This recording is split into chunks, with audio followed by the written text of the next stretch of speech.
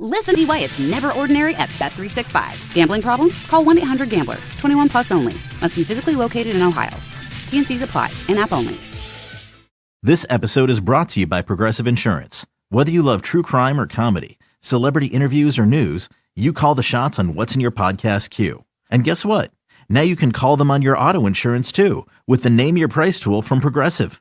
It works just the way it sounds. You tell Progressive how much you want to pay for car insurance, and they'll show you coverage options that fit your budget. Get your quote today at Progressive.com to join the over 28 million drivers who trust Progressive. Progressive Casualty Insurance Company and Affiliates. Price and coverage match limited by state law. You're jamming your favorite song, and while you aren't missing a beat, you could be missing a signal from your body. It's an SOS from your kidneys, and it doesn't sound like music at all. It's silent. High blood pressure, type 2 diabetes, and other risk factors can quietly stress the kidneys, leading to negative impacts on the heart. That's why you should ask your doctor about a simple urine test called UACR. Most miss the signal for hidden kidney disease and related heart risk. You shouldn't. Visit detectthesos.com today to learn more. We have Coach Bill Self. Bill, welcome. How are you? I'm fine, man. Hey. Sorry, I was on a call I could not get off of. I tried, but my wife. I've my never wife been said, on a call I could not get off. Wait. In fact, most people are trying to get off my calls, but oh well. Yeah. So I've doing? been dying to ask you this for a while now, because college sports has obviously changed a lot since I retired, and it's changed a lot in the last 2 years. And you're playing the game as well as anybody right now in the transfer portal, and I'm sure the NIL thing is flourishing at Kansas. But what do you think of all this change? Are you good with it, or have you just resigned yourself to it? What's your thoughts? I think my correct response would be I probably resigned myself to it. I do think this, as screwed up as it is, I do think it will balance out over time, and the appearance of how screwed up it is will subside quite a bit, and we'll get back to some normalcy and what we view as the new normal, in the next, 2 to 4 years, whatever it is. But the world we're living in now, I mean, we don't know how that antitrust suit and everything will impact college athletics in general. I mean, how does that impact everyone? I mean, there's some things going on that's actually much bigger than how do you raise money for a football or basketball program at NIL so you can go out and get the best team you possibly can. There's some major things above that will have some trickle-down effect to how we actually view what we're doing next. And certainly right now, we're just kind of putting a Band-Aid on everything. But I do think it'll balance out. I actually don't mind the change. I think not always change is good, but change is inevitable. And so there's absolutely no reason to continue to bitch and moan about change because it is the new normal, and it will balance out, and we'll all feel better about it. But right now, everybody's just so uncomfortable because we think we understand it, but we really don't yet, and the uncertainty is driving everybody nuts. So you said at the end of this past season that you were thinking about the upcoming season, and I would say this if you weren't here. I thought it was extremely unfair how that was spun by a lot of people in the media as if you weren't also thinking about the current season. So what did you think of the fallout from that? And how far ahead do you have to look in today's landscape for fear of potentially falling behind? Well, first of all, I did not have any feelings of negativity that I had said something inappropriate from the fallout of that, because anybody that runs any business, you look at today and you're also always looking till tomorrow. I'm looking at next year's a basketball team now as I'm preparing for this upcoming year's team. I'm looking at the year after right now. So, okay, so if we take this freshman here, that means we know we got him for 2. He could be here for 3 or 4. Is that better taking the kid from so-and-so that's a grad transfer? We do that all the time. Anybody that thinks that doesn't happen doesn't understand, ball or sports or recruiting. So the statement I made, I had been thinking about next year's team with what we have, with what we're going to lose, and what we did this year that wasn't as good, and how do we make sure that doesn't happen in the future?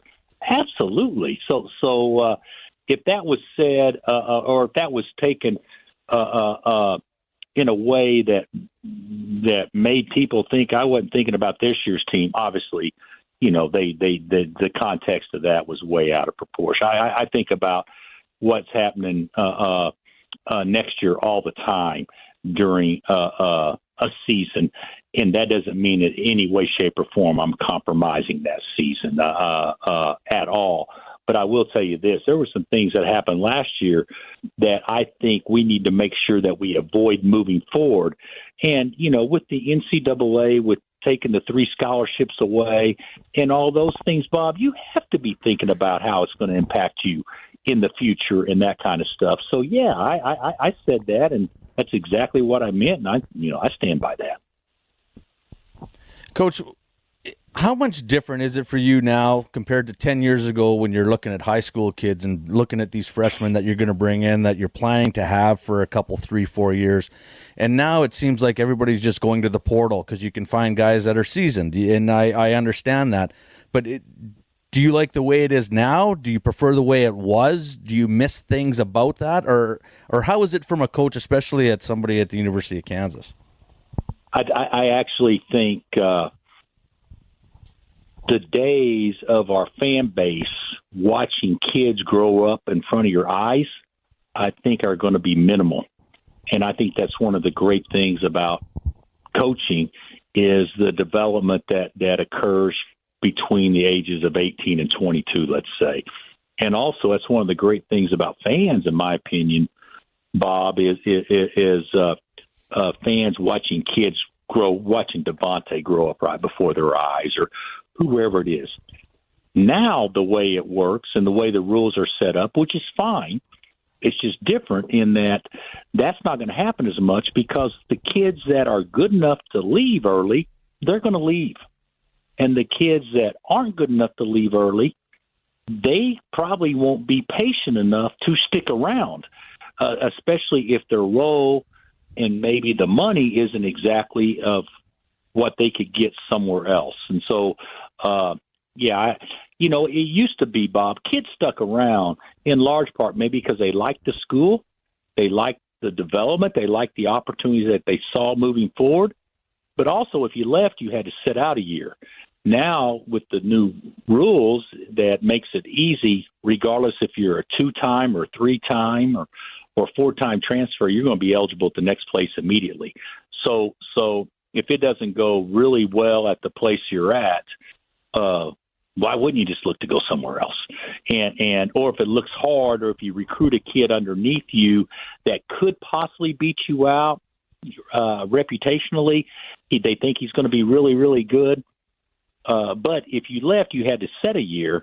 Now it's like, well, I'm not even going to risk it. I'll just go somewhere else. And so, because I'm eligible immediately, that's the difference. And so I actually prefer that part the way it used to be.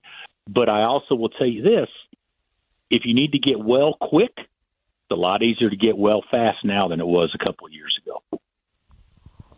Bill Self, our guest, and that appears to be what you've done in the transfer portal this year. Of course, we got to see it all play out on the court, but all the people who follow this stuff closely are giving you great kudos for the players you brought in out of the transfer portal. I know depth was an issue for your team last season, and then when injuries happened, it just it really caused problems. So when you look at your roster for this year, how do you feel about it? I think on paper, Bob, it looks pretty good. You return 3 vets and Juan and KJ and Hunt, And then, El Marco's going to be a really good player. He didn't have the best freshman year, maybe what expectations were set out to be, but he's going to be a terrific player. Zach Clemens set out last year, which hindsight being 20, I wish that wouldn't have happened, but that was the arrangement that we had with Zach, which we're glad now he did set out last year. He's going to be a good player. Jamari McDowell is going to be a nice piece for us. There's no doubt about that. So you have that core group, and you throw in Raquise Passmore, freshman, that he's good. I mean, he's going to be a nice piece. And then you have Ryland Griffin and Zeke Mayo, and of course AJ Storr. That's a pretty good core. I'd like to get one more guy, to be honest with you. And then, of course, Johnny, we anticipate him staying in, but of course he has the option to come back too. So I think we got a chance to address what we didn't do really well last year, for the most part. Add some depth. I'd like to have a team that you feel comfortable with, that we can put 8 guys out there, and they're all good enough to be starters for Kansas, even though you're not going to have 8 starters. But I go back to our best teams. You go back in 2008 when we won it, and heck, you got Cole Aldridge and Sharon Collins off the bench. 2 pros. I would like for us to get back to that point, and hopefully we can. I don't know that we're there yet, but I think we're well ahead of where we was last year. So last year, I'm just using this kind of as an example, but last year you were in the video where Hunter Dickinson announced he was going to Kansas. This year, that kind of all played out on Twitter. You tweeted at him. He announced again that he was returning to Kansas. I'm just curious what you think about that. The social media thing has evolved longer than the last couple of years, but kind of everything is documented now. What do you think about all that, this age of social media? And have you ever thought about increasing your own social media presence at all? They've tried to get me to increase my social media presence, and I'll be candid with you, I just haven't been interested in doing that. It's just not anything that I think would add that much value to what we're doing as far as us winning basketball games. But could it add value from, fan engagement, and certainly the number of clicks you get, which I guess over time could be something positive, but I just haven't really felt that way. I'm kind of an old school guy from that perspective. Last year when I went up to see Hunter, I had no idea what was going on. I mean, he caught me off guard. And this year, when I asked him, I didn't plan on doing much, but I asked him, "Hey, Hunt, I mean, God dang, what do you need to do? Or when are you going to tell me you're coming back?" And he's, his response, "Why don't you tweet at me that, and I'll let everybody know." So that told me he was coming back, more than likely. So that's what I did, just to kind of play along. But I'm not big on the social media stuff, and certainly don't follow really anyone or really know what's going on. I got guys on my staff that do a better job with that with me, but that's something that I know I can get better at. It's just not been anything that's really intrigued me that much. I feel like I want to stay away from being in the headlines every day, as opposed to trying to be in them. You're not missing anything, Coach. I'll tell you that from experience. Bill Self, final moments here. Bob, I do want to ask you about. Go ahead. Oh, I was just going to say, at some places, I think your presence in that area is more important, kind of where you're at. And if I was at a place that I needed attention and stuff like that, then I would say I probably have more of a presence. But here, seems like to me, we get enough attention the way it is. So it's people are talking about us regardless. I don't feel like that I have to keep adding to it every day. I would agree. So before we let you go, I want to ask you about this Big 12 and the expansion, and of course losing Oklahoma and Texas, but gaining 4 schools out of the Pac-12 on top of what was gained last year, and Houston being so good, and this conference in men's basketball is just off the chart. You won so many Big 12 titles in a row earlier in your career. You're certainly more likely to win more.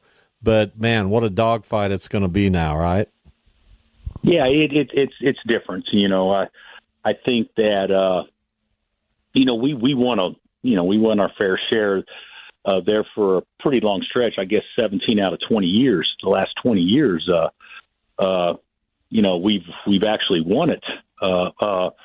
And even though it hasn't been as smooth lately, I think we've won it 3 of the last 5 or something like that. But we went through a stretch where we were pretty much running it back to back to back, and I guess for 14 straight years. And the league then, for many of those years, was still considered to be the best or as good as any basketball league in the country.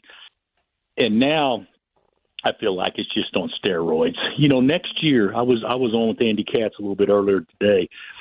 Next year, you could make a case that in the preseason top 5, it won't work out this way, but you could make a case Iowa State's going to be in there. They return 4 starters off a 2 seed. You could make a case Houston will be in there. Houston returns 4 starters, and a kid that tore his Achilles last year will be back. You could make a case for Baylor. Baylor's signing Roach and the guys they got coming back, that they could be a preseason top 5 team. You could make a case for Kansas, and that didn't include Arizona. I mean, that's and I'm not even including everybody. So in my mind, losing Texas and Oklahoma, obviously, because fans are familiar with it, I don't think that was something that the league wanted to do whenever they initially announced that they were leaving by any stretch.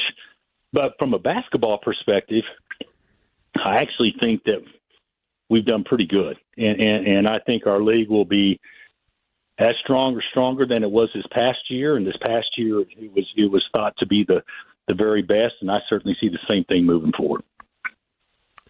Bill, it's good to catch up. Good talking with you. We'll follow the progress of the Jayhawks, and thanks for coming on our show. Okay, Bob. Take care, man. Listen, Never Ordinary at Bet365. Gambling problem? Call 1-800-GAMBLER. 21 plus only. Must be physically located in Ohio. T&Cs apply. In-app only. This episode is brought to you by Progressive. Most of you aren't just listening right now. You're driving, cleaning, and even exercising. But what if you could be saving money by switching to Progressive? Drivers who save by switching save nearly $750 on average. And auto customers qualify for an average of 7 discounts. Multitask right now. Quote today at Progressive.com. Progressive Casualty Insurance Company and Affiliates. National average 12-month savings of $744 by new customers surveyed who saved with Progressive between June 2022 and May 2023. Potential savings will vary. Discounts not available in all states and situations. I'm caught up in the game. My attention is on every play and every whistle. But what I'm missing is a signal coming from my kidneys. That signal isn't like a ref's whistle. It's more of a silent SOS, which could be warning me of an increased risk for events like heart attack or stroke. And a way I can catch that signal? A simple urine test called UACR. If you have type 2 diabetes or high blood pressure, talk to your doctor about the UACR test. Detect the SOS. Visit detectthesos.com to learn more. There's nothing like gaining a fresh perspective from experts who've seen it all and have the wisdom to prove it. With Masterclass, you can learn from the best to become your best. With plans starting at $10 a month, billed annually, you get unlimited access to over 200 plus classes taught by the world's best business leaders, writers, chefs, and more. With Masterclass, you get thousands of bite-sized lessons across 13 categories that can fit into even the busiest of schedules. And the classes really make a difference. 3 in 4 surveyed members feel inspired every time they watch Masterclass. And 83% of surveyed members have applied something they've learned from Masterclass to their lives. Masterclass always has great offers during the holidays, sometimes up to as much as 50% off. Head over to masterclass.com/audio for the current offer. That's up to 50% off at masterclass.com/audio. masterclass.com/audio.